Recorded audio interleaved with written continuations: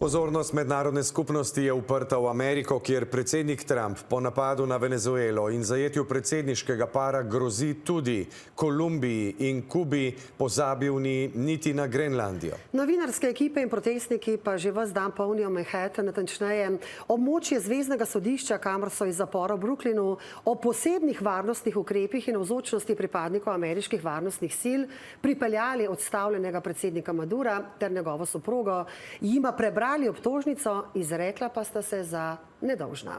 Tukaj na Manhattanu je danes že od zgodnjih jutranjih ur seveda izjemno burno dogajanje. Dolga vrsta ljudi je čakala, da pridejo v dvorano. Mediji iz vsega sveta so zasedli vse ulice tukaj na južnem delu Manhattana. Tukaj so se zbrali tudi protestniki. Nekateri so seveda izjemno veseli, da je Maduro na sodišču.